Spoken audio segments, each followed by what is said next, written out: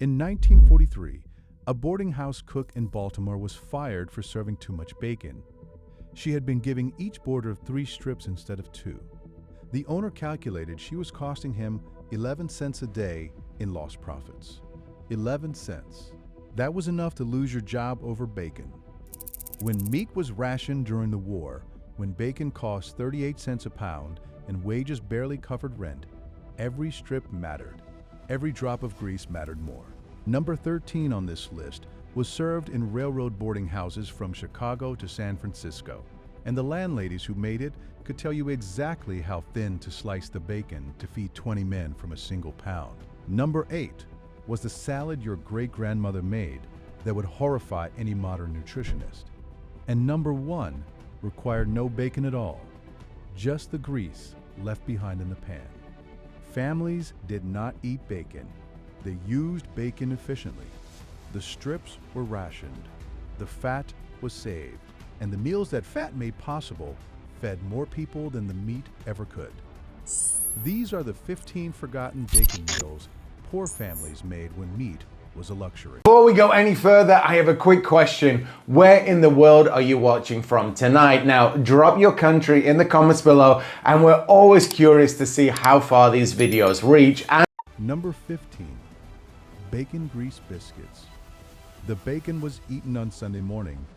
By Sunday night, the grease had cooled and solidified in a jar on the back of the stove. Monday through Saturday, that grease went into biscuits. 2 tablespoons per batch, cut into flour with a fork until the mixture looked like wet sand. The dough came together quickly. The biscuits went into a hot oven and emerged 15 minutes later with a faint golden tinge and a smell that made the whole kitchen feel like Sunday again. The smokiness was subtle. You might not notice it on the first bite, but by the second biscuit, you understood why your grandmother never made them with butter. In this case, a jar of bacon grease cost next to nothing. It was already paid for. The biscuits it made fed a family all week. Number 14, bacon and bean soup. That was all. Diced into small pieces and dropped into a cold pot, heated slowly until the fat rendered out and the meat turned crisp and dark at the edges. The kitchen filled with that smell, the one that made children appear from other rooms asking when dinner would be ready. Dried navy beans went in next. Water, a quartered onion, a bay leaf if you had one. The pot simmered for 3 hours while the house filled with warmth. By the time the soup was ready, the single strip of bacon had disappeared into the liquid. You could not see it anymore, but you could taste it in every spoonful. The beans had absorbed everything. A pound of dried beans cost 8 cents in 1935. 1 strip of bacon cost 3 cents. The whole pot fed 6 people for 2 days. Number 13, boarding house bacon. The landladies knew something that home cooks did not. Bacon could be sliced so thin it was almost transparent. Cooked until crisp, these paper-thin slices shattered when you bit them. They tasted like bacon, they looked like bacon on the plate. But a single pound, sliced correctly, served 20 men at breakfast. The grease from that bacon went into the scrambled eggs cooking in the next pan over, into the potatoes frying beside them, into the biscuits already in the oven. The boarders ate breakfast thinking they were being fed well. They were being fed efficiently. Railroad boarding houses perfected this technique. Men working 12-hour shifts needed to believe they were eating a real breakfast. The landladies needed to make a profit on 50 cents a day per boarder. Both got what they needed. The bacon was real. The portions were an illusion. And the grease made everything else taste like more than it was. Number 12, bacon bones soup. Butchers sold what they could not give away. Bacon bones were the spine and rib sections left after the belly had been sliced into strips. Scraps of meat clung to the edges. Pockets of fat hid in the crevices. The bones themselves were thick with marrow, dropped into a pot of water with vegetables and barley. A single bacon bone transformed into soup that fed a family for 3 days. The collagen dissolved and gave the broth body. The fat rendered and rose to the surface in golden pools that could be skimmed off and saved. The scraps of meat fell away and floated through the liquid like small rewards. A bacon bone cost 5 cents when the butcher charged it all. Some gave them away to regular customers who knew to ask. This is the ancestor of every ham bone soup still made today. But bacon bones were cheaper and more common. They were what you could afford when you could not afford anything else. Number 11. Bacon dripping toast. Before avocado toast, before butter was affordable, before margarine existed in most kitchens. A slice of bread, toasted until the edges darkened and the surface turned golden. A spoonful of bacon dripping spread across it while the toast was still hot. A pinch of salt. The grease melted into the bread and disappeared. What remained was toast that glistened slightly and tasted like breakfast even when breakfast was hours away. British families ate this during both wars when butter was rationed. American families ate it during the Depression when butter cost 24 cents a pound. Children ate it before school and thought it was normal. In their neighborhoods, it was. The toast cost almost nothing. A loaf of bread, a jar of grease already saved. That was breakfast for a week. Here is what we have forgotten about bacon. For most of American history, bacon was not a food. It was a tool. A family that could not afford meat every night could still afford the grease from Sunday's bacon. That grease went into everything: biscuits, cornbread, beans, potatoes, eggs, vegetables. Anything that needed fat got bacon fat because bacon fat was what the family had. 1 pound of bacon eaten once lasted a single year.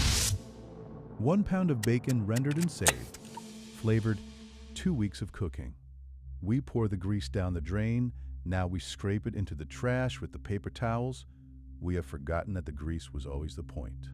Your grandmother's jar on the stove was not a quirk. It was a system. Every strip of bacon purchased paid for itself twice. Once when it was eaten. Again when its fat made everything else taste better. Number 10. Bacon and cabbage.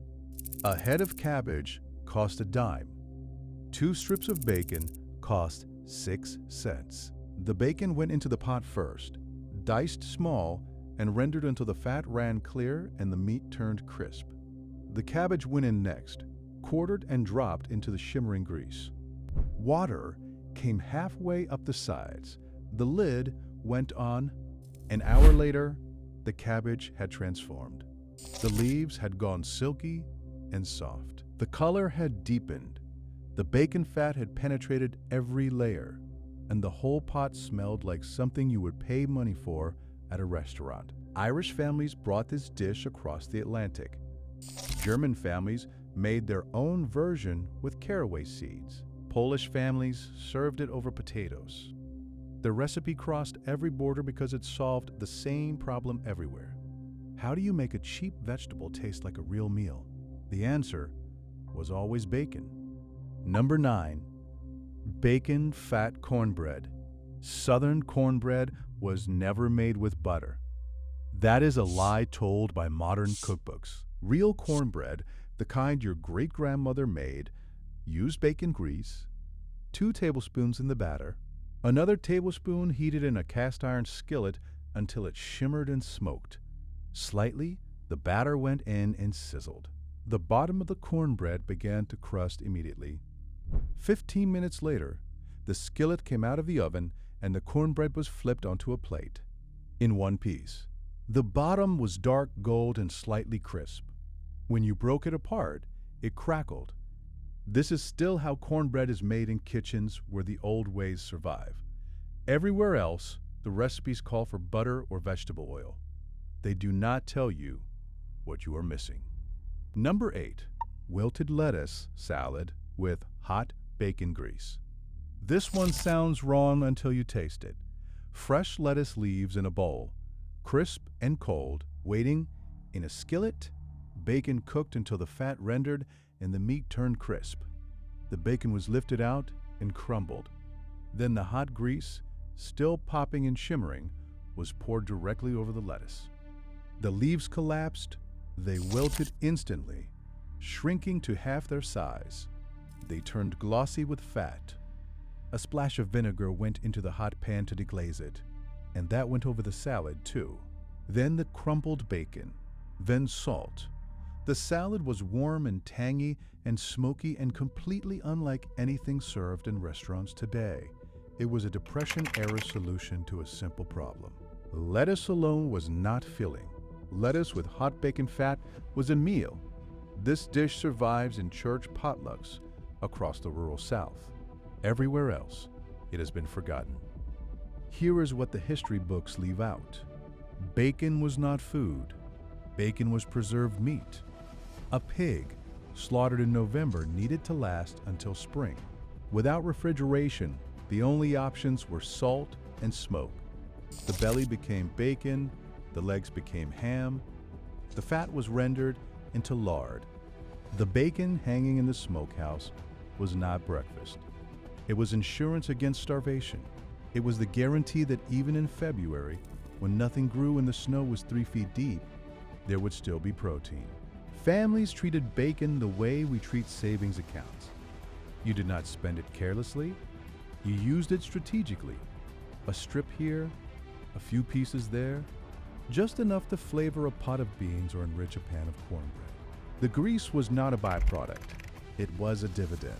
Every strip of bacon paid out twice, the meat and the fat. Both were food, both were valuable. Throwing away either would be like burning money. Number 7, bacon and potato soup. Potatoes cost 15 cents for 5 pounds. Bacon grease cost nothing. The potatoes were peeled and diced, dropped into a pot with a spoonful of bacon grease and a chopped onion. Cooked slowly until the onion softened and the potatoes began to break at the edges. Water or milk went in next. The pot simmered until the potatoes fell apart and thickened the broth into something creamy without any cream. 1 strip of bacon, cooked crisp and crumbled over the top. Or no bacon at all, just the grease stirred through. The soup was pale and simple. It looked like nothing special, but the bacon fat gave it a depth that plain butter never could. Children asked for seconds. Parents were grateful there was enough. Number 6, bacon and eggs stretched with bread. 2 eggs, 2 strips of bacon, a family of 4. The math did not work until you added bread. The bacon fried first, removed to a plate. The eggs went into the bacon grease and cooked until the whites set and the edges turned lacy and crisp. Removed to the same plate.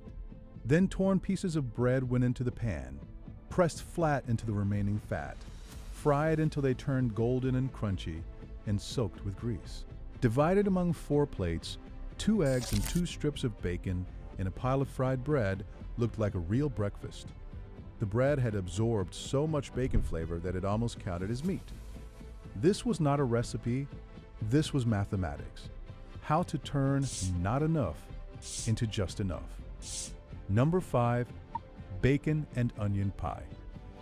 1 strip of bacon, 3 large onions, a simple crust made from flour, water, and bacon grease.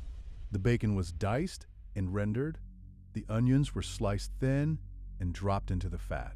They cooked slowly, stirring occasionally, for 30 minutes. The sharp smell of raw onion faded. Something sweet and deep took its place. The onions turned golden, then amber, then soft and jammy. Everything went into the crust and baked until the pastry browned and the filling bubbled at the edges. 1 strip of bacon, 3 onions. That was dinner for 4 people. This dish appears in poverty cookbooks from England, France, and America. The onions provided bulk and sweetness. The bacon provided flavor and fat. The crust made it feel like a proper meal instead of just vegetables cooked in grease. Here is what your grandmother knew that you do not. Bacon grease is not waste. It is an ingredient. A jar of saved drippings contains more concentrated flavor than almost anything else in a kitchen.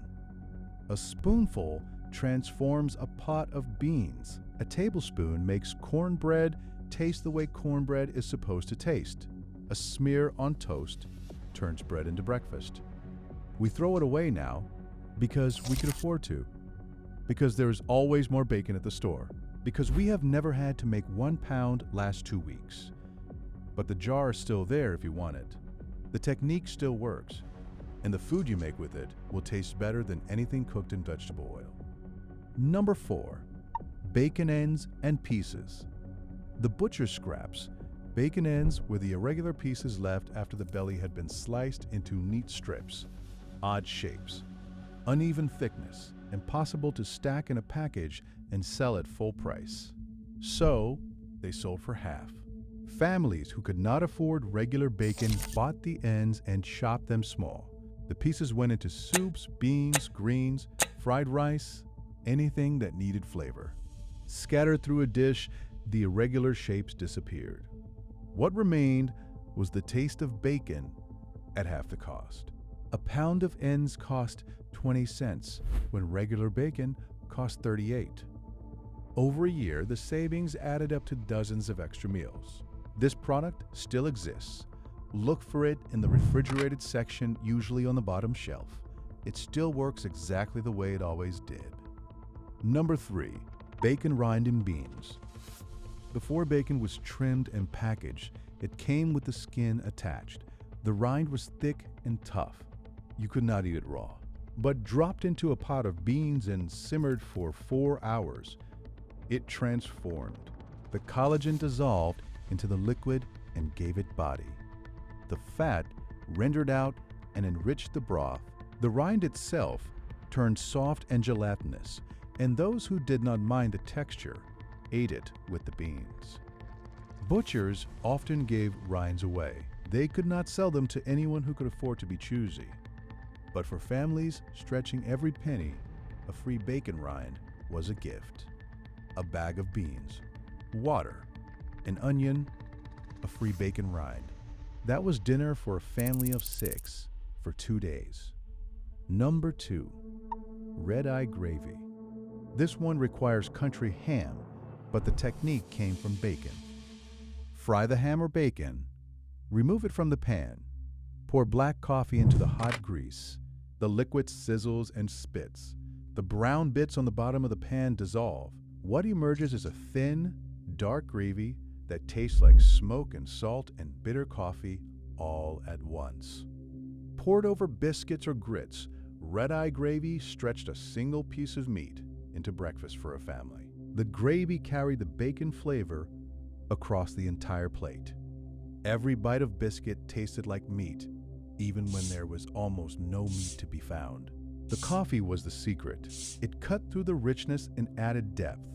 It made the gravy feel like more than just bacon fat thinned with water. This dish still appears at diners across the South. Most people have never heard of it. Number 1.